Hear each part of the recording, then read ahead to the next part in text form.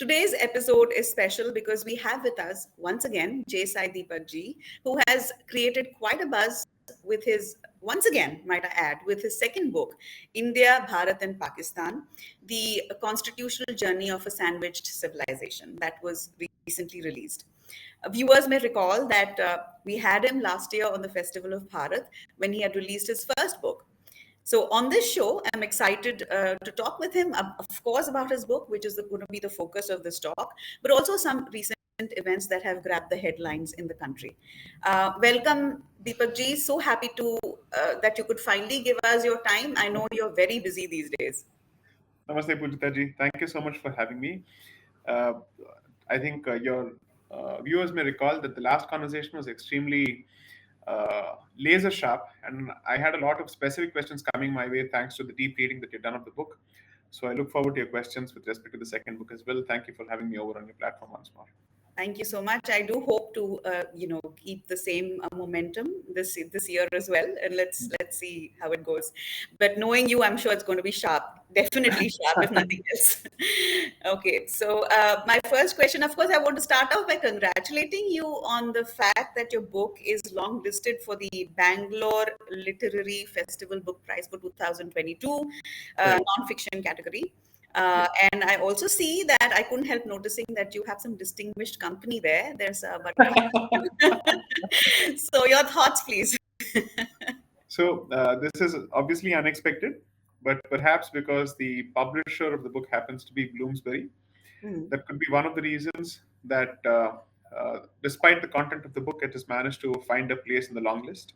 But I'd like to keep an open mind because ultimately there are quite a few platforms and institutions which have warmed up to providing space to the thought process that I represent, or at least I stand for. And I don't think it's easy to ignore the fact that this book has done well for itself, even if I say so myself. Maybe 50% of the credit for that must go to the captive audience that the first book created and the buzz that it had generated, notwithstanding the archaic legalese that I had peppered it with. And also coupled with the fact that this book builds significantly on the narrative of the first, takes the narrative backward a bit and then comes back. Yes. And I think I've also taken all the feedback into account to make sure that my writing is more relatable to the lay reader as well as the advanced reader. Yes. Notwithstanding the length of the book, which is at least 150 pages more than the second book, I think it's done well. So in terms of comparison, I think the first print run of the first book was exhausted in a period of about 3.5 months or so. As far as this book is concerned, this was launched on the 23rd of August, and I think the exhaustion of the first print run coincided with Navratri, that is less than 2 months. Wow, how lovely. So in about 45 days, 25,000 copies were exhausted. And I'm told out of the second print run, out of the 10,000 copies, again, 50% is done. So I believe that the readership is consuming this particular book voraciously. And a lot of youngsters have written reviews across the place on Instagram, on LinkedIn, and in multiple places, basically writing to the effect that it's time that we revamped our history textbooks. And I wish that this particular book is at least consulted or referred to as part of the mandatory readings. That's what a lot of people have been saying. So kudos to the reader for having the confidence that I could do better than the first book and for being patient with me. So beautiful. We wish the same. And so I'm going to circle back to your book, but before we go there, I have a lot of questions on the book itself. But I did want your opinion on some of the issues that are grabbing the headlines. Like I said, one is the recent verdict, which was disappointing for the Hindu side, was on the Gyanvapi mosque, where the court, the Varanasi court, rejected the plea for carbon dating. So, what do you think? Are we going the Ayodhya way here? Do you think that this is just going to go? This matter is going to drag on for years. What are your thoughts on that? see, first of all, the comparisons with Ayodhya, strictly speaking, may not be warranted simply because the outcome that we saw in Ayodhya is never going to be possible through the medium of the existing suit, as long as the Places of Worship Act is in place. Right. Okay. So neither the conversion of that particular site, occupied site, to a Hindu place of worship or its reconversion, and its reclamation is going to be possible until the places of worship act stands. And that's one of the reasons that I think the petitioners and the councils representing them have fallen back on Section 4.3 of the Places of Worship Act, that allows examination for the purposes of either a scientific discovery or something of archaeological importance or heritage importance. So you've had to fall back on that particular safety valve provided in the Places of Worship Act, precisely because you're otherwise barred from reclaiming it as a Hindu place of worship. Right. Now, having said that, there are two or three things that we need to consider. Uh, I understand that we must look at these proceedings with a certain degree of circumspection, but also we must count our victories to give credit to the councils who've done a fantastic job, Sri Vishnu Jain and his father, Sri Harishankar Jain, because they've managed to convince the court, the trial court as well as the Supreme Court, that notwithstanding the existence of the Places of Worship Act, the suit is maintainable. It is not barred by the Act. Otherwise, what would have happened is that the proceeding could have been dismissed at the outset. Okay, saying whatever is it that you wish to do is attracted, or it attracts the bar under the Places of Worship Act. That's not the position that's been taken. So to that extent, that's a big picture victory. Okay. Now, coming to the next issue of verifying the antecedents of the structure and demonstrating the fact that it is in fact a temple, I genuinely believe that the court ought to have allowed this particular prayer, because that verification and demonstration would still have been within the scope of the exception in the Places of Worship Act. It wouldn't have attracted the bar under any circumstances. Okay. But that said, given that the issue or the suit has already attracted a lot of attention, and therefore, to the extent that the presiding judge was also the subject of several threats, live threats. Wow. So maybe this is seen as a measure to dissipate some heat. Okay. Say, let things calm down a bit. Okay. Right. Because you see, those of us who are operating from a distance of one remove and who are not exactly direct stakeholders from the perspective of participants to the proceeding, it's easier for us to look at it from an in-principle perspective. It's because our vision is black and white. I agree. Okay. Those taking the decisions as stakeholders to the process itself will need to be a bit more circumspect. Therefore, I'm not giving a free pass to what has happened. I'm merely saying that sometimes considerations are not strictly legal. Okay. And fortunately, I believe that this order is appealable, and it is squarely within the teeth, or let's say squarely within the scope of what is permitted by the Act. So I would want to see what Mr. Vishnu Shankar Jain and his father do. And I have full faith that we will be represented to the best of their capabilities and their commitment to the cause. So I'd like to wait and watch. Right. So what you're saying is there's more than meets the eye here. Right. Correct. So also the hijab case, right? The recent verdict on the hijab, both have been disappointing. Or that's what I wanted to ask you. How do you see the verdict on the hijab case? Do you see it as a positive sign? The fact that it was split. Some say it is, it is a positive sign, or do you think that again this is going to go, because now we're talking about women's rights, we're talking about fundamental rights. So what are your thoughts on that? So the first level of reaction is that I welcome the split verdict. Okay. Because most people anticipated before the matter reached the Supreme Court that if it were to ever go to the Supreme Court, well, given the track record of the Supreme Court on such issues in the past, especially when it comes to a certain community, Right. they would perhaps reverse the judgment of the Karnataka High Court. Now, the fact that there is a let's say a split verdict that has come from the Supreme Court, at least confirms my position over the last few years that the court is not a monolith, that there are multiple voices within representing multiple hues and shades of opinions. Right. And therefore, we must give the institution an opportunity to prove itself in terms of an internal pushback, which is what has happened. Okay. So that is my source of hope. The source of concern is that even in the opinion which disagrees with the Karnataka High Court's verdict, the problem is that I don't think principles of legal analysis have been adhered to. Correct. It's like an opinion and a preconceived notion which may or may not have any basis, in fact, which has no basis in the law whatsoever, is being presented as the position of constitutional morality. Okay. So you wrap up something with simply the brand, or let's say the foil of the constitution, and say, therefore, this is the constitution. That's not how it is supposed to work. Correct. Okay.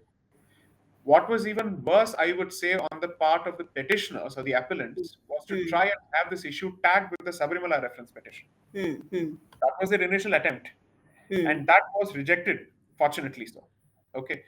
But 11 questions have been framed. Yes. My own personal view, and this is where I think I disagree significantly with the Hindu position. Hmm. Okay. We are intent on somehow proving that the hijab has no place in a secular institution. Okay. Hmm. I'm not sure that is a position that we must be pushing for, Okay. because then the very same judgment could come back to haunt us with respect to display of Hindu symbols in other Or institutions. Sardar saying, about their Correct. pagdi At and the very least, Sardar's position is protected because the pagadi as an essential practice or an essential part of their faith is established. Okay, hmm. the Correct. rest of Correct. us will have to prove that the shikha is a essential religious practice, Hmm. or Hmm. let's say the tikka is an essential practice. Correct. Correct. Correct. Tomorrow, if somebody were to practice the Ayyappa Diksha as part of the, let's say, when he's in school or she is in school, yes, she is in school is possible, Yes. Yes. then I think certain institutions may frown upon this for that particular period. What do you do then? So Hmm. I've said this before, whether it's the UCC or these issues, I am not concerned about what the other side stands to lose. I Hmm. am merely on the issue of whether this is the very same ratio or the same principle could be used to haunt us later. Hmm. Very I true. am concerned about protecting my space more than what the other side loses. True. If the gain on the other side comes at my expense, that's exactly when I should be concerned about it. But Hmm. if his gain doesn't translate to my loss, and it's not a zero sum game in that particular sense, I really shouldn't be bothered about it. I should be more concerned about this principle being used by all anti Hindu state governments against us. So are you saying that, let us say, I mean, hypothetically, we allow the hijab in secular institutions, then is that a win for us in the sense that, not a win in the sense, but it can be used by the same judgment can be used by the Hindu side, saying that, hey, if you are allowed to wear the hijab, then I Correct. can wear my tika, I can keep my shikhar, like you said, right?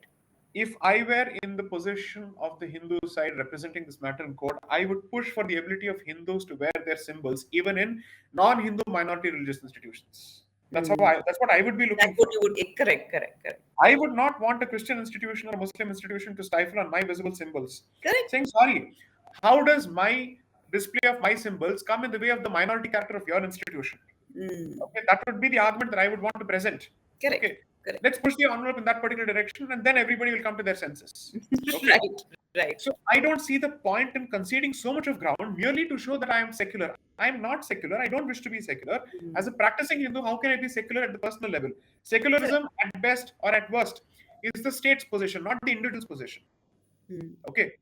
Therefore, I am entitled to wear these things. Mm. Second, the argument then is, oh, the hijab represents the the radicalization of the Muslim identity in schools. What are you talking about? That's long been the case. Are you Correct, telling me that if the hijab doesn't make its presence felt in the schools, then the Muslim society becomes less radical? What are you talking about? correct, Right? correct, correct. Don't connect these two. Mm. I admit and I accept and concede that the Campus Front of India, which happens to be a sister organization of the PFI, certainly has a role to play. Mm. Okay. Mm. You pursue that logic through a criminal remedy, which you have by banning the PFI and its Banning. associated organizations. Right? Correct, correct. Why would you want to conflate that issue Mm. with the ability of a particular community to wear its religious symbols to the Mm. detriment of your own position at a future stage? Correct, correct. Right? So Mm. it's almost as if we are unable to see two steps ahead and ask ourselves, if you extend this logic, where do we land? But that's what they're not thinking about us. They're not thinking about our identity and the need to protect. The people who are asking for this have already decided that it has to be a level playing ground, and we don't need that space. We don't need to project our identity. We don't. So let's everybody be, like, The without. deracinated Hindus. Let's all be deracinated people, just like the Hindus. Okay. Correct, So the exactly. problem there is this, and this is where I think my constant gripe about the limitations of political Hindutva comes to fore. Mm. Okay. Because political Hindutva believes in creating a level playing field, Mm. whereas civilizational Hindutva says, I want a field where I can display my symbols. Correct. Okay. Whether it's level or not is not my problem. Mm. Okay. Now, as long as I get to wear and the other gets to wear, at Mm. least that space is not bereft of my existence and my presence. Okay, Correct. that's what I'm more interested in. Yes. So which is Yes. why I think when all these issues are, let's say, pegged in the basket of political Hindutva, then you forget your own rights and you're more interested in creating a level playing field, which means I am an amputee, let's make amputees of everybody else. Mm. That can't work. True, true. The reason I ask you these specific questions, I've picked, cherry picked these questions, is because you speak or you've put out immense amount of information in terms of your research and you know, in your book, in your second book, and this tackles especially the question, the Muslim issue, right? The Muslim question, the challenging question that we have in India, and you have made it very clear that you know, this what you put it down to what is called the Middle Eastern coloniality. So the pan is, your contention is that the pan Islamic movement in India and in the Indian subcontinent has gone back a long way, and you made that very clear. So my question actually is to do with when we know that it goes back a long way and that it didn't suddenly, this need for a Muslim state didn't arise suddenly during the time of the partition, but this notion of a very strong Ganga Jamni Tehzeeb or the syncretic culture that everybody talks about, where does it even come from? I mean, what are the seeds of that? One, and two, uh, tag question, impartially, do you think that that even exists in some segments of the society? Would you concede to that? There was perhaps a very a small sliver of truth to that. Okay, so let's go backwards. I'll answer the second question first, and then I'll connect it to the first one. Yes. Yes, it existed. Mm. It's not because of the malleability of Islam, but it's because of the inability of the Hindu convert to let go of his cultural identity, Mm. either in the form of resistance or out of a sense of nostalgia or out of the sheer pain of having to let go of it. Okay, which obviously survived a few generations until they were forced to give up everything. Correct. So whenever they speak of, let's say, Islamic Reformation, it's directed at the new convert to increase the amount of several, let's say the distance between him and his past. Mm. Okay, because you see, if you understand the distinction between the Ashrafs, the Ajlafs, and the Arsals, Mm. then Ashrafs are the so-called pure breed Arab Muslims. Okay, everybody else is a convert, but of the second order and the third order. Okay, Correct. depending on who they get married to. Okay, now or get or who they impose themselves on. Mm. Now, therefore, the Reformation translates to Ashrafization of the rest of the community from Mm. the perspective of cultural and religious identity, but they will constantly be kept at that particular level, Mm. which is called Sayyidism in the language of the Muslims and their scholarship, which is to Right. say, they constantly accuse the Hindus of Brahminism when in fact they practice what is known as Ashrafism and Sayyidism.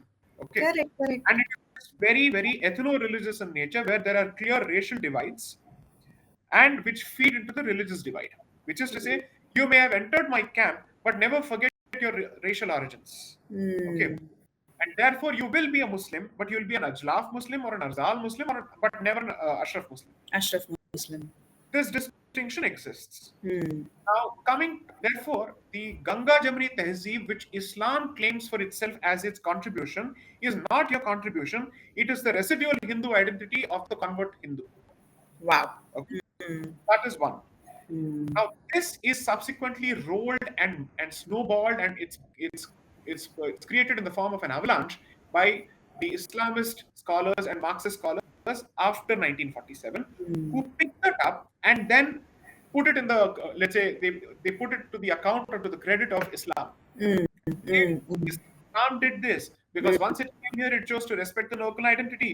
Therefore, the local languages are respected. But the only instance is that the local language shall be denuded of its Sanskrit identity. Mm. Whether it's Bengali or any other language, it needs to be denuded. And once they started the fight for Urdu, they were very clear. I'm sorry, Urdu is the only acceptable language and nothing else. Correct. Okay. Correct. So the trope that is presented as the syncretic culture, Ganga Jamni Tehzeeb, and this and that and all that is a Mm. post 1947 creation, which is to say it takes a particular seed that existed, which could not have been given to the benefit of Islam, but gives it to the benefit of Islam. And the Mm. text of Bollywood, and there is this fantastic organization that Sandeep Balakrishna constantly writes about. The I think the theater organization IPTA. Okay, Yes. Yes. Yes. Theater. Yes, IBTA. So you had, let's say, Shabana Azmi's father, Kaifi Azmi, all these people Yes, who I'm were forgetting the participants name. to it. The Muslim gentleman. I'm forgetting his name. Very famous in the theater circle. Yeah, 2, 3 individuals who are All responsible these for people this. were participants, and including Parikshit Sahni's father, Balraj Sahni. Balraj Okay. Sahni. Yes. So all these people were participants to it.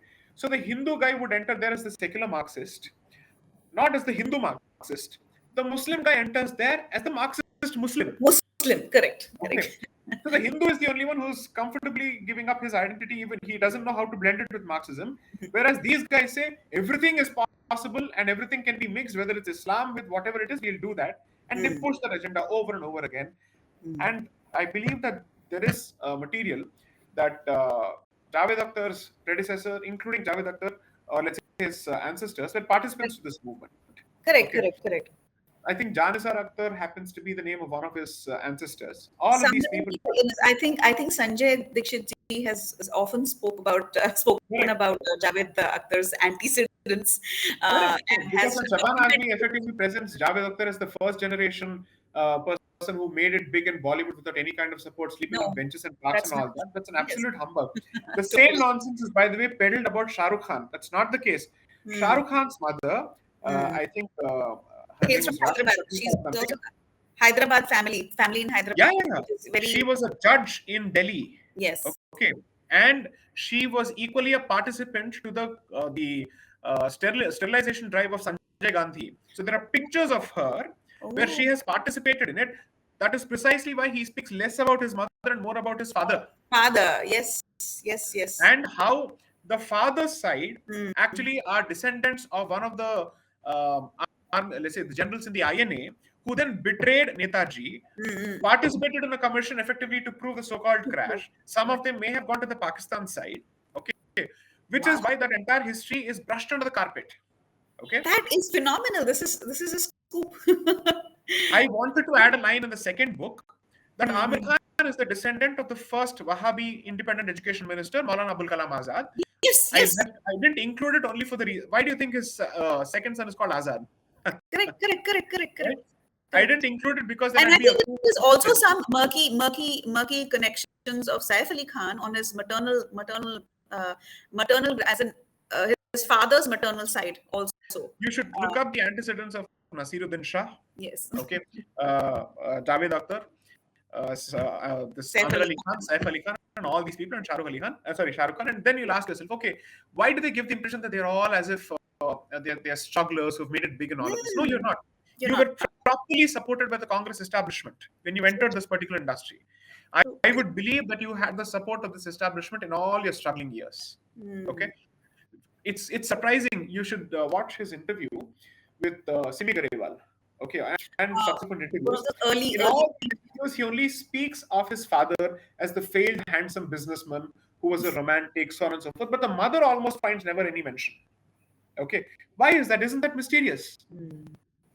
So Interesting. when you ask, okay, this is his this is her let's say her role in the emergency drive and the sterilization drive, then there's a very clear reason as to why you would want to suppress that aspect of your family history.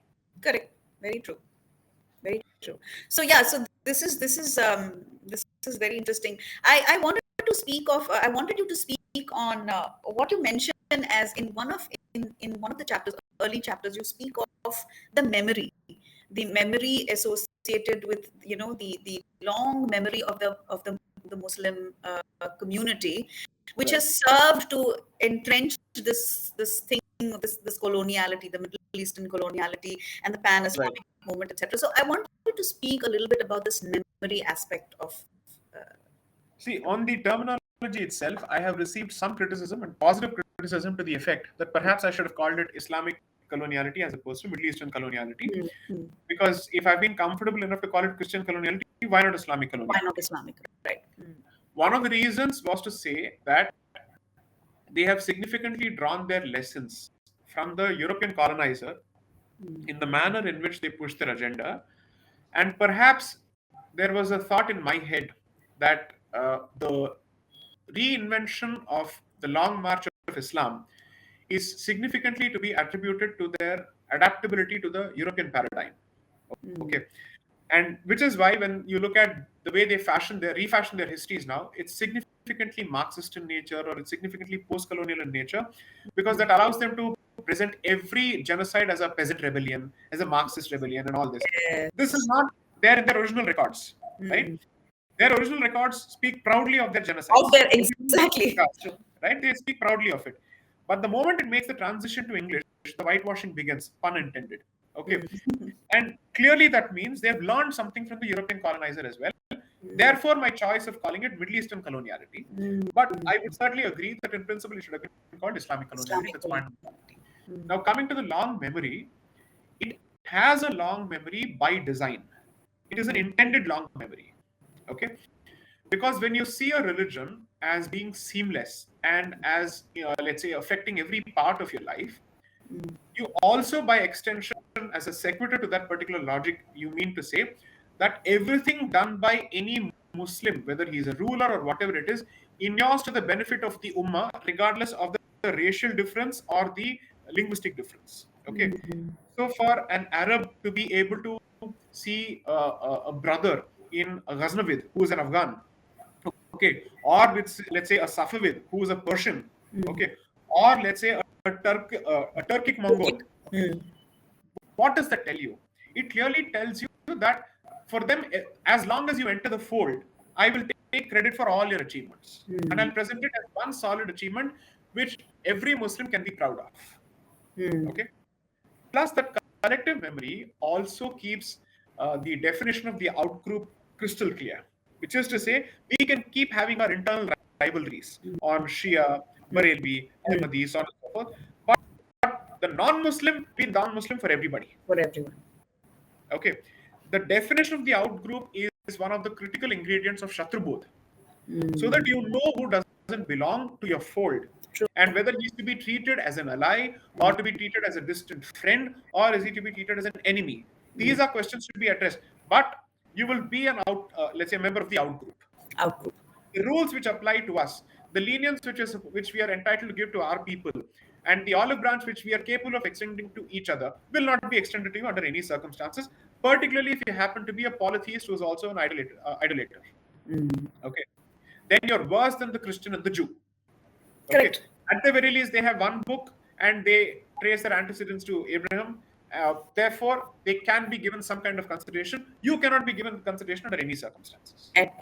This long memory is perhaps the single biggest reason that when the Pakistani says that the very first Pakistani was Muhammad bin Qasim, he is not being an idiot. We are basically laughing at it, saying, what is he saying? Muhammad Qasim comes from the 8th century. Pakistan was built in 1947. That's not the point he is making. You are the idiot if you can't see the point that he is making, which is to say, intellectually speaking, this is the first Pakistani because he has come from the land of the Arabs and he has decided to spread the light of Islam in the Indian subcontinent. Therefore, he's the first guy. That's it. Correct. And since Pakistan was created as the new Medina, which Sri Venkat Dilipala has written brilliantly on, this is the logic behind it. When you create the new Medina, the one to spread the light of Islam for the very first time in this part of the world is treated as the intellectual forefather of Pakistan. Therefore, in Muslim League conferences, they would celebrate each of these heroes. Correct. When it was held in Sindh in Karachi, they said we are on that Punya Bhumi where bin Qasim came for the very first time, shining the light of Islam as a teenager when he destroyed the Kafir, so on and so forth. That clearly tells you that racial memory, that collective ethno-religious memory is super sharp and crystal clear. True. So it's very interesting that they are allowed to have this memory, but we aren't. So so you can have your long memory and you can say that we trace it back to, and of course there's a lot of double speak also. They twist it around when it suits them.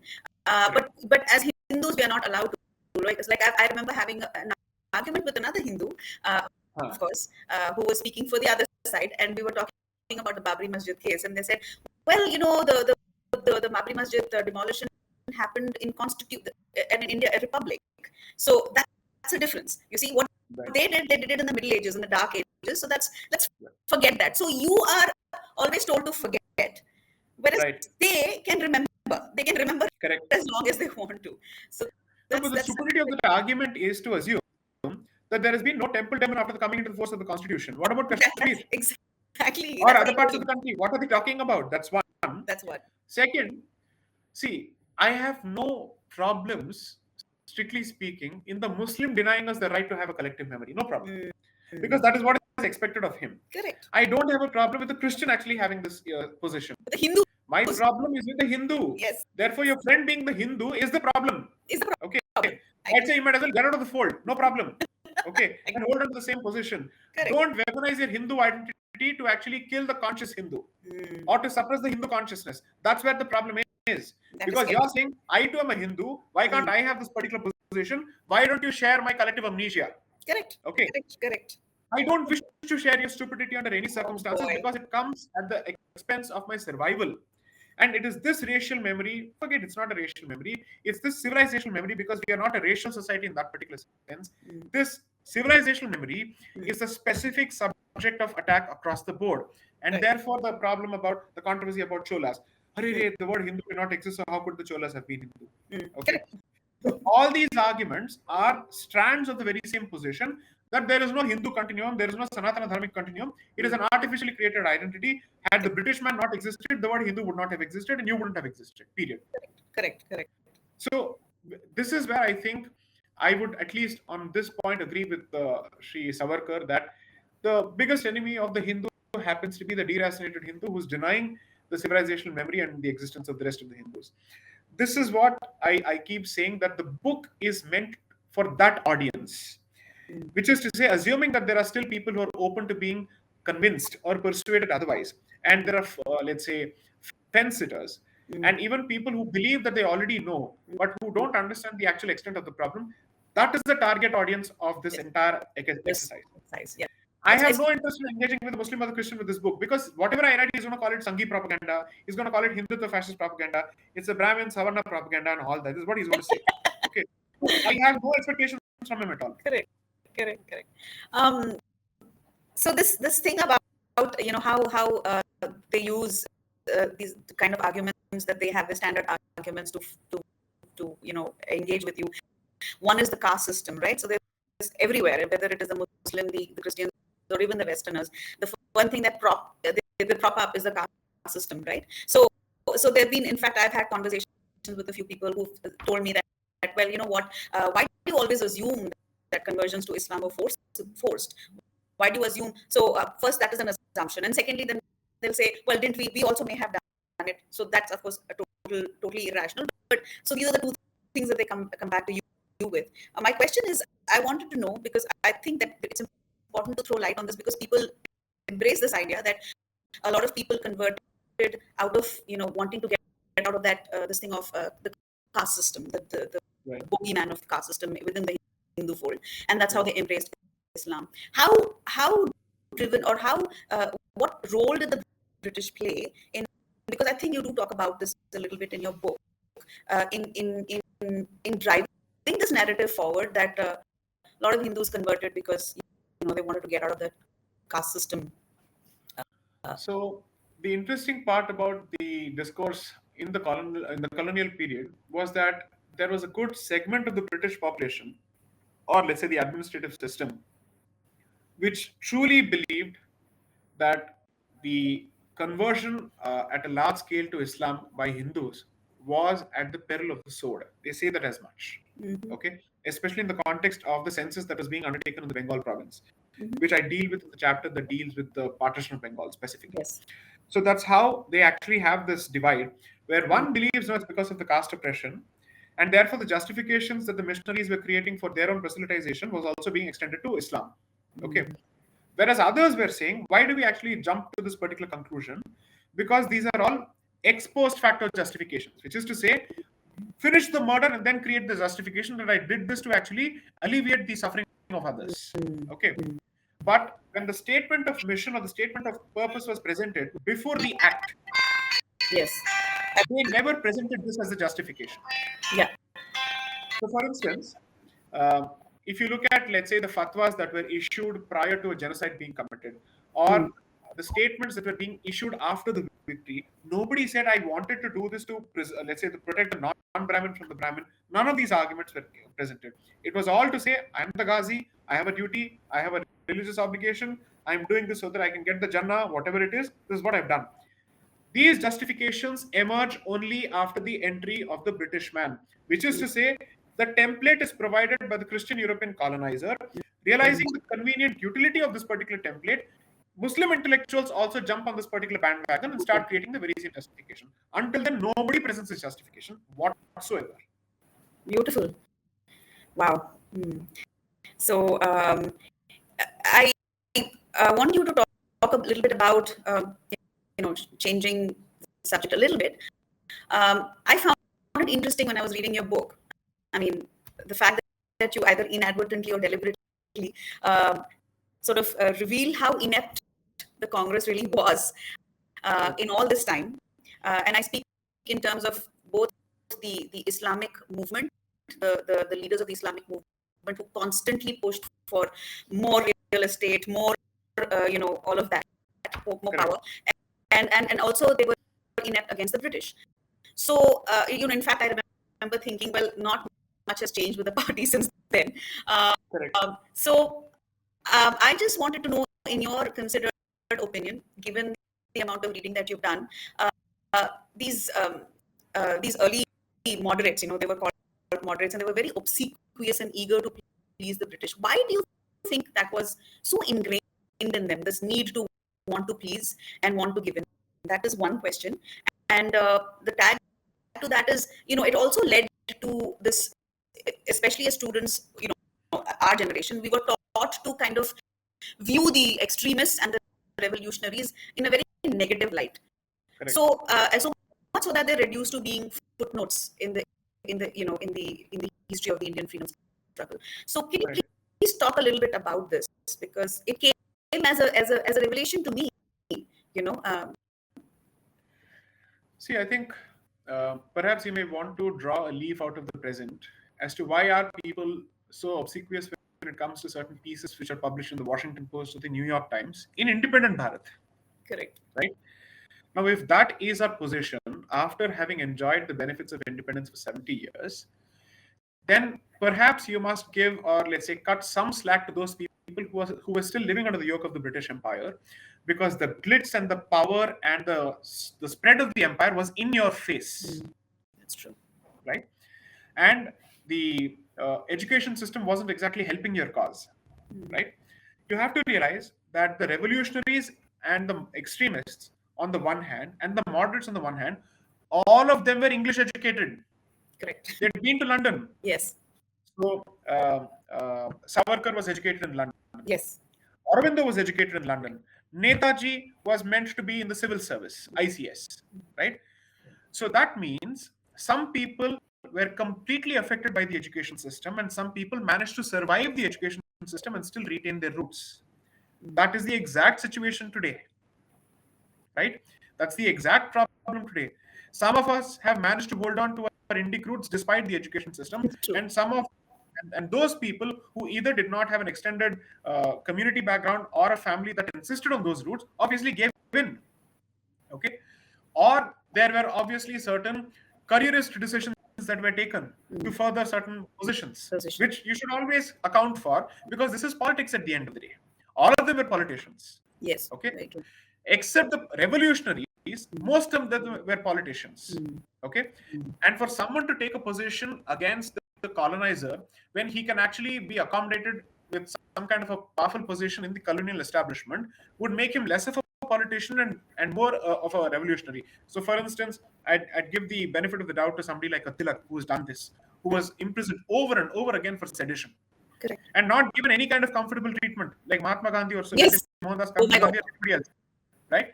The man was sent to Mandalay for 6 years. They attempted to break his spirit. Okay, he comes back and again starts the home rule movement. Look at the courage there, right? So these are very different examples. The interesting part is Annie Besant was much more Hindu and Indian than Gokhale. Exactly. So this was perhaps an example of the white person going native and the native going white. These are the two examples. Beautiful. Yes. Okay. Yes. So I would say you will have to attribute this to the fact that Europe was at the zenith of its powers, and in particular Britain, right? And you were being trained in the education system. The carrot that was being dangled in front of you was that you will be a part of this particular structure, this power structure. Should you actually accept our ways? Okay, and we are also telling you that it's possible for both these identities to coexist. Let's create a hybrid modern narrative where we pull you out of the darkness and you get to retain some portions of the darkness, but also our whiteness. Okay, Correct. so that I think explains to a significant extent their position, and the literature is very clear. So you see, C. Sankaran Nair, as part of his book, where he speaks of Gandhi and anarchy, clearly blames Gandhi for Khilafat, rightly so. But in some of his previous speeches, C. Sankaran Nair says, we were taught English, we were told to think in English, our novels are in English, our heroes are in English, our newspapers are in English, our political science in English. Why should we not aspire for English ideals? Correct. He makes it bluntly clear, right? And this is a generation after Gokhale, hopefully. I think, yes, after Gokhale, because he was a contemporary of Gandhi. Right. Okay.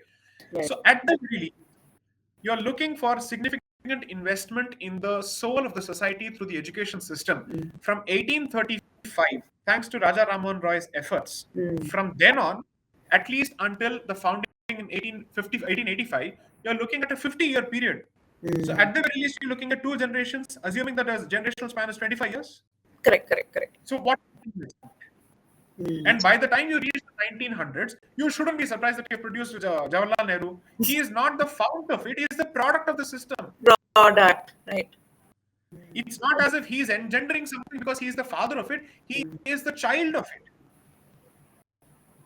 So when you look at these issues, coupled with the fact that unlike the Islamic society, you have not held on to your religious institutions, you have not held on to your native languages, you have not been able to identify what is the language that I wish to protect, and they're talking of Urdu across the board. You don't even want to pit Sanskrit against Urdu. You don't want to even present it as an option. Clearly, your linguistic roots are on a sticky wicket. Your religious identity is on a sticky wicket. You are left with only one thing in that head of yours, which is secular English education. Education. Every other umbilical cord that ties you to your native society is gone. Gone. That is the answer. That is absolutely true, and it is as deep rooted as that, as you rightly mentioned it. It goes back a long, long way. We only unfortunately think of it in terms of Gandhi, Nehru, but like you rightly pointed out, it goes back further back in time. My question is also, I mean, since we're dwelling on this point, I've always wondered personally how we don't talk of it, but color. Do you think color plays a role here? Do you think we as Indians are genetically somehow? Do we look at the white color? Even the, let's say, the Islamic invaders in the initial period, they all came from a land where there was, racially, well, in terms of color at least, light skinned. Do we have this thing in us? I mean, I'm just asking you out of curiosity. See, what happens is, I think human psychology, to the limited extent I understand it, is once you go through a phase of defeat and you're also accepting defeat at the most fundamental level possible, which is to say spiritual, cultural, civilizational, then the next question in your headspace is, what are the qualities that make the other side successful? Right. Right? And therefore you try to mimic and imitate those qualities. This works at the individual level as well. Right? What do you tell people? Learn from him because he succeeded. Correct. At the macro level, that's the exact question that you should be asking. Right? Second, when you're also being presented the vision that whiteness and superiority and civilizational superiority go hand in hand, your mind starts accepting that some of these traits are ethnic in nature, they're racial in nature.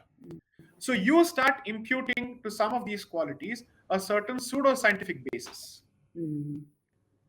So you might as well say, oh, no. Even today, I have a lot of people who are in the West who have this tendency to say, oh, if he comes from the West, then I'm absolutely sure that his documentation must be impeccable. Right? I've heard this so often. with Yeah. that cutting accent they say this. Okay, Yes.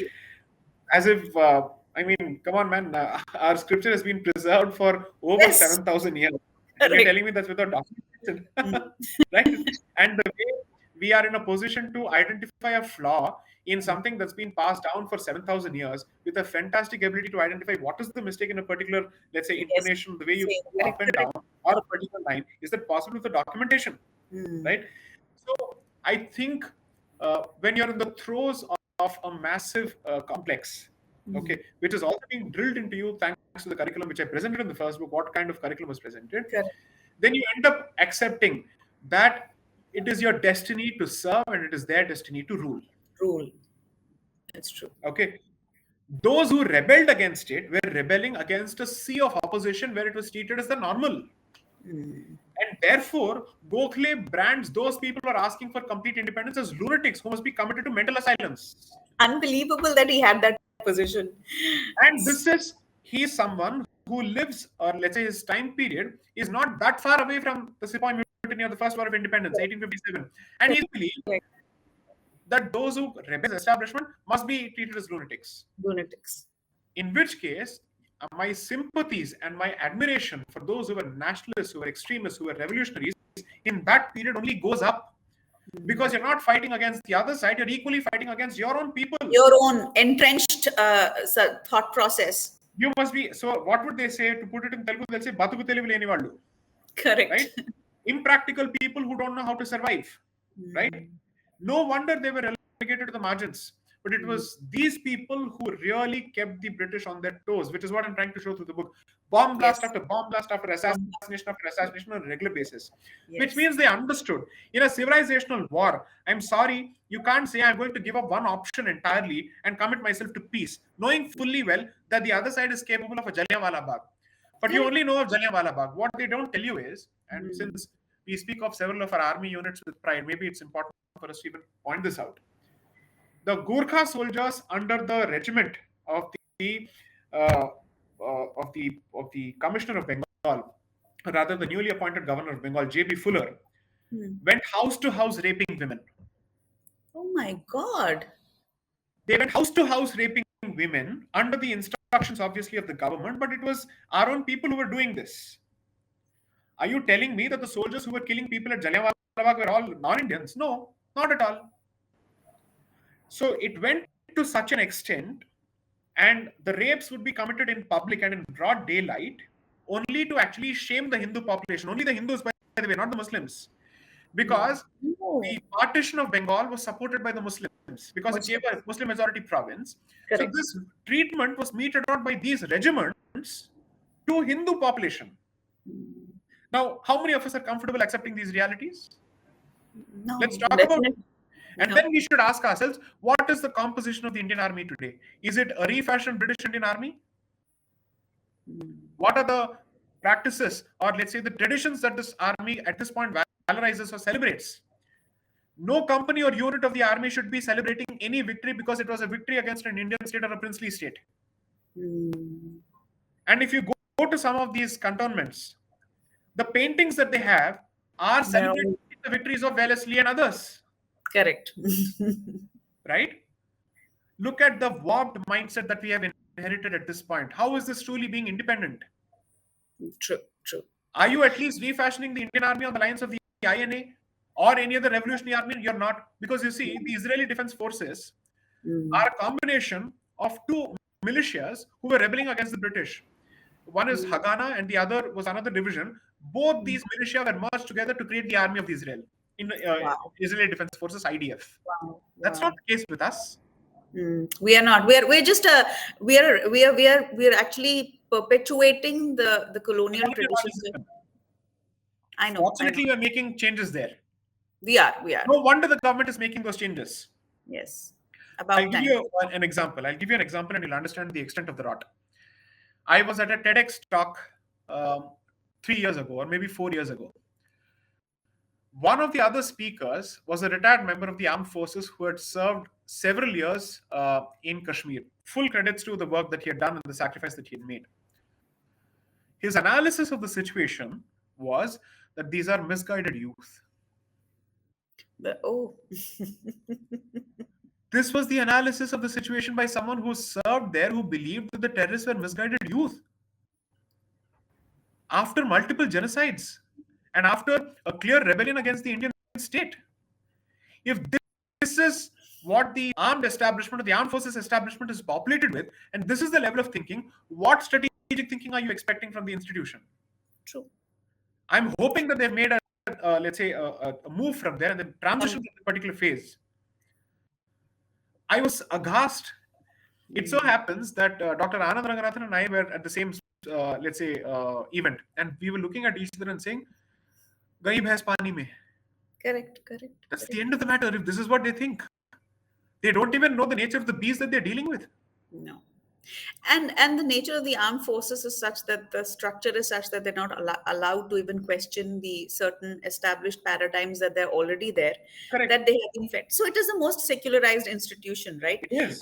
And they take pride in the fact that they have it. I mean, I'm a product of a 4G background, so I know how it is. There are some redeeming features, I will not deny, but the fact that what you're saying is what you're talking about is what is the dangerous part of it, where if, because these are the men who are there at the border, they are the ones who are dealing with the enemy with the rifles and the ammunition. And if Correct. you don't know, like you said, Shatru Bodh, if you don't know the enemy, then what are we fighting? What do you know? I mean, you're vulnerable, right? You're Correct. weakened your position Because already. we are prone to thinking that, oh, the army is significantly Indic because of their war cries. Jai Shri Ram, Ramchandra ki Jai. Yes. And therefore we believe, no, no, no, all of this is the case. No. Mm. Mm. The war cries were left to the devices of the units so that they could inspire each other. Okay. Yes. But in terms of its overall structure, in terms of the overall mentality, it is a secular institution to the extent that it really doesn't understand the problems and the adversaries. Very true. I Very true. genuinely believe that the strategic establishment of the Indian state is fortunately different from the armed forces establishment. Mm. Okay, Mm. and therefore it understands the Pakistan state and the Pakistani mindset better than the armed forces to a significant extent, is my understanding of it. Okay, Mm. I could be entirely wrong. I'm sure there are people who know better than me on this particular subject. But when I heard this, I thought this is a serious problem. No And problem. therefore, if this problem exists in the institution that is supposed to protect us, right, Mm. then we are in an extremely vulnerable and precarious position. Position. True. True. And this problem doesn't exist with the Pakistani army. They're very clear who the enemies are. We've always been crystal clear. Very clear. So anyway, I'm coming towards the end. I promise. My question was on the you talk about Gandhi towards the end in your book. My question is simply this: that well, you say how in 1917 in the session, the Congress session, he was addressed simply as MK Gandhi, right? And about a year later, in 1918, suddenly he's hailed as a Mahatma. So this transition was swift. It happened very quickly. And for somebody who came in so late into the freedom struggle, the man's elevation to a Mahatma, the status of a saint, a Mahatma, was, I mean, now when you look at it, it does sound dubious. And my question is also, how did people like Patel, for example, how were they so smitten by Gandhi? What was it about this man, in your personal opinion, that made him one? And then finally, uh, two things. What do you think was the most damaging thing done by him? And well, if you want to give him some credit, the most profitable thing or thing that he did by which India profited the most. See, I think a few months ago, I had the benefit of interacting with an audience in Bengaluru, and I specifically said that Gandhi is a huge mixed bag. Okay, Yes. if you wish to agree with him on a few things, you're bound to find something which you can agree with him on, and there are several disagreeable elements to it. Mm. But the problematic aspect of his legacy is the uh, how do I call it? He effectively rendered the Hindu society defenseless, impotent, and almost incapable of standing up for itself. Correct. And those who did were coerced or guilt tripped into laying down arms. Okay, that's where the balance sheet, according to me, reads red, seriously red, because to draw a line from the Avengers, the ledger is dripping with red, it's gushing red. Okay, because the man did not even think that we were entitled to the right to self defense, the most fundamental of rights. Okay, that's the problem. But in terms of his elevation to the stature of Mahatma, my analysis based on the literature has been that he rode on the Khilafat movement, and therefore he was the first Hindu Muslim leader of Bharat. Okay. Right. And uh, there obviously was a certain degree of personal charisma, no doubting Hmm. it. Okay. Hmm. And after Tilak's passing in 1920, literally there was a huge vacuum, right? Right. And he had managed to galvanize the country Hmm. uh, through the Khilafat movement, but had significantly also sown the seeds for the future partition. Okay. And therefore, there is an element of vacuum coupled with all the optics that went with being the Mahatma. Think of, let's say, the India Against Corruption movement of Hmm. 2011 onwards, which gave us the gift that is called Arvind Kejriwal. Okay. And if he had continued with his facade without revealing his true colors, don't you think Arvind Kejriwal would have actually amassed a certain degree of standing in the country, which he had managed to, right? Yes. Thanks to the Yes. support of his now exiled guru, right? Yes. And therefore, for some, I'm not saying that Gandhi was all facade. I'm not saying that. I'm not making that statement. I'm clearly Hmm. saying that he was a very shrewd politician, Hmm. and he also had deep convictions. Some of them were deeply flawed, and some of them were deeply valued. Okay. Hmm. So, for Hmm. instance, his insistence on, or let's say his intransigent position with respect to Ambedkar, when Ambedkar wanted separate electorates for the Dalits altogether. Hmm. I would certainly give Gandhi the credit for standing his ground, because that Hmm. would have seen a serious fissure in the Hindu society and would have True. effectively ensured that we were offering an entire swath of population on the platter for proselytization. Right? Correct. That's one. Therefore, apart from his intellectual defense of dharma in his debates with Ambedkar, okay, Hmm. position that I Hmm. think was good, and Hmm. he also believed that he was a passionate Hindu, a deeply devout Hindu. But Hmm. there are some seriously problematic aspects, some speakable and some unspeakable. The unspeakable Correct. portions, leave it out.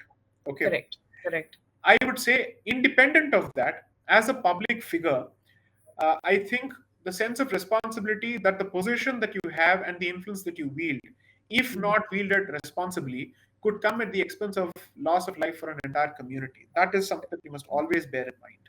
Okay. Very true. So, notwithstanding my agreement with him on certain aspects of dharma, when I realized that he did not do enough.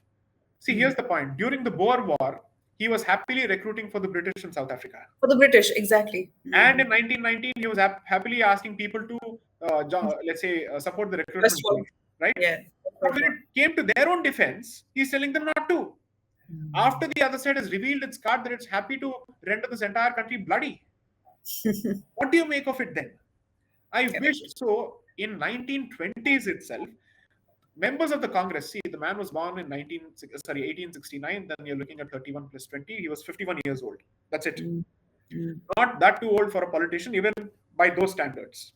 Correct. Correct. His contemporaries were wishing his imprisonment or his retirement from politics in the Hmm. Congress, saying we wish he leaves the country or he Hmm. does something else, because the Khilafat dragon is so difficult to ride and he Hmm. has really created trouble, so much so that the leaders of the Khilafat movement, such as the Ali brothers, were openly speaking of seeking help of the Afghans to invade India to dislodge the British, as if we are idiots to not understand that the attempt is actually to revive the Islamic State.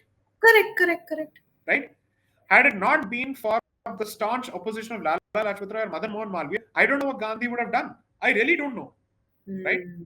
So while it seems as if he had a fantastic ability to pull the audience together, to actually create a unified movement and all of that, assuming for a moment that I give him 100% credit for the ability to galvanize the people, to what end?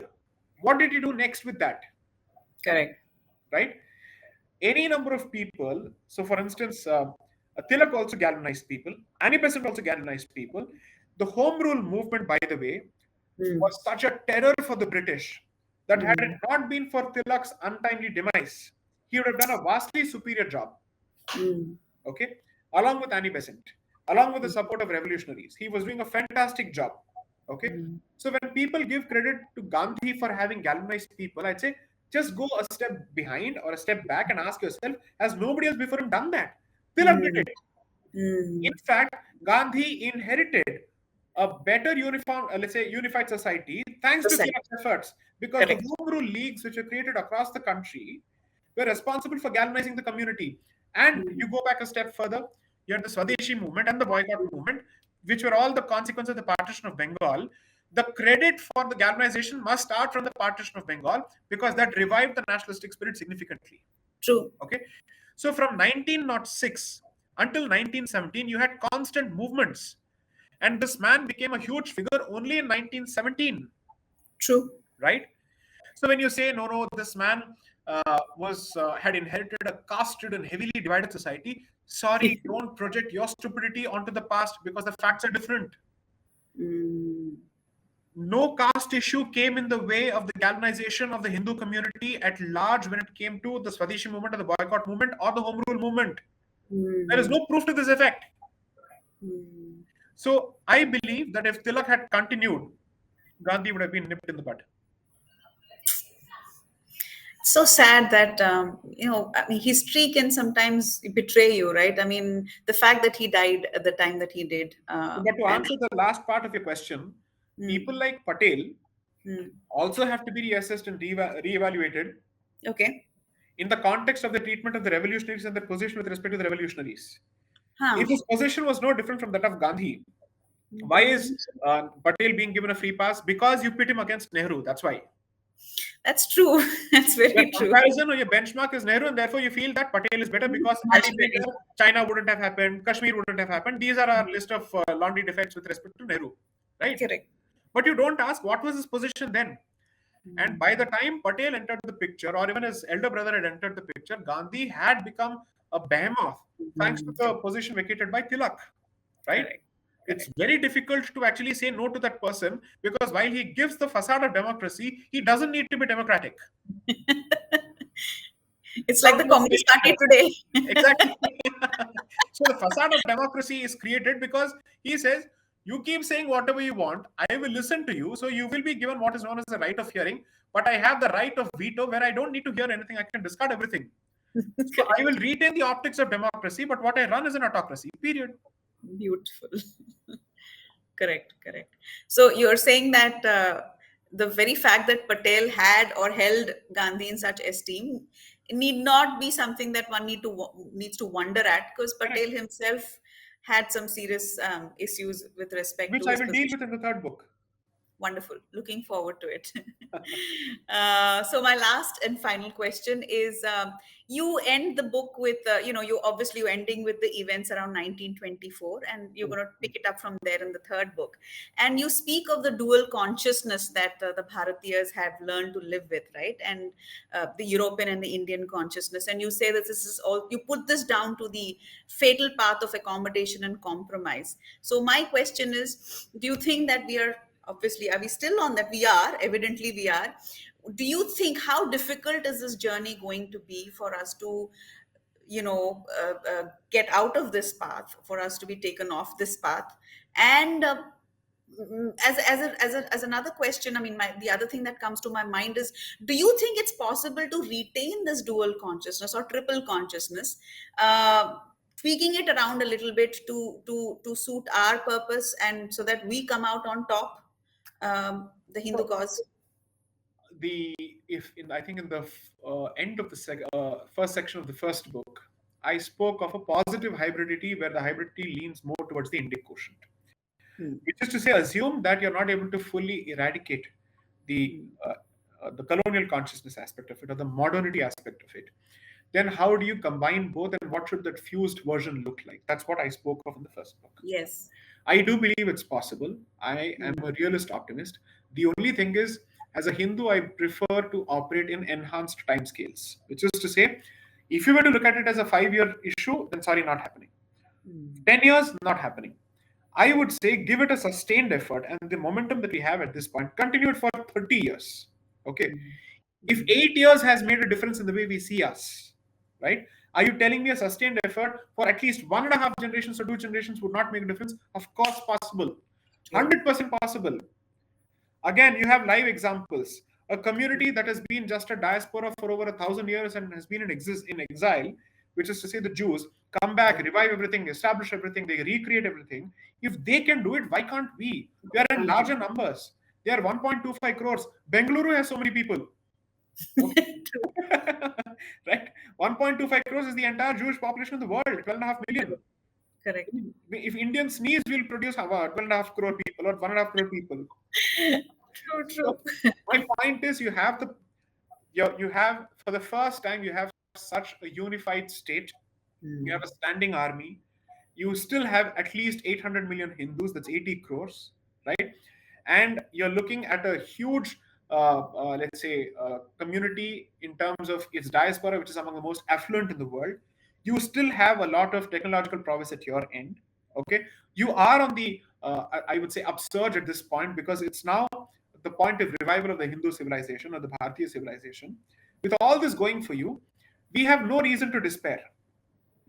Give it 25, 30 years, and I'm confident that we will be able to reclaim a significant portion of our identity, as well as our physical spaces, our geographical spaces, because since it is a rooted or a landed religion, Hinduism or Dharma, Sanatana Dharma, cannot live without its sacred space. And Correct. therefore, I'm very clear that all the sacred borders and the sacred milestones that mark our borders need to be reclaimed. True. People have asked me, when you keep saying this, why is it that the map of on the book is it does not have Afghanistan? Because the map there reflects the official map of 1919, 1920. Right. And the third book is going to pick up on the events after. Exactly. Had I been dealing with Bharat in terms of what I wanted to be in the future or in the pre-colonial times, then I'd literally be looking at even the Afghan territory as part of this, because I'd say you had the Shahi dynasty, which was the empire that fell to the Muslims before it was conquered. So I'd speak of that then. So I would say one thing you must learn from the Pakistani mentality is the concept of relentless infinite war. Okay, which is to say, until the goals are achieved, you must keep pushing that particular agenda under any circumstances. And therefore, you need a core group of intransigent hawks and hardliners who don't negotiate, who don't moderate, who don't accommodate, and who keep pushing the agenda. That is for the society to produce. Wow. Well, I think that was, I mean, on that note, I think we should probably end this conversation here. But I have to say, it was, as usual, as expected, amazing, engaging, and so many things that you said just sort of, hit the nail on its head, as they say. So, which is, I think, kind of your style. So thank you so much, Saiji, for that wonderful conversation. And also, I want to thank you for taking the time out. I know you're very busy and on a schedule. We do, we wish you well on your book tour. I think it's still ongoing, the book tour. You're still on the book tour? In spurts, it's still ongoing, but the better part of it is done already. Okay. Yeah, so now it's only for invitations from Lit Fests. Lovely. And I know that this and your upcoming book are going to keep you on your toes. And I wish you very well on this book, and of course also on your upcoming third book, which is going to be part of this trilogy. So thank you once again, and namaste. We won't keep you. Thank you very much. Thank you for your patience and the shower questions. Thank you. All our subscribers and viewers, please come back. Do like, comment, share widely. And thank you and namaste once again. Namaste.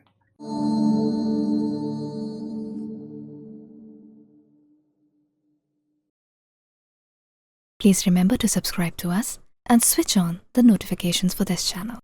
For our other social media links, more content, and to support our work, please visit citti.net. Dhanyavad. Namaskar.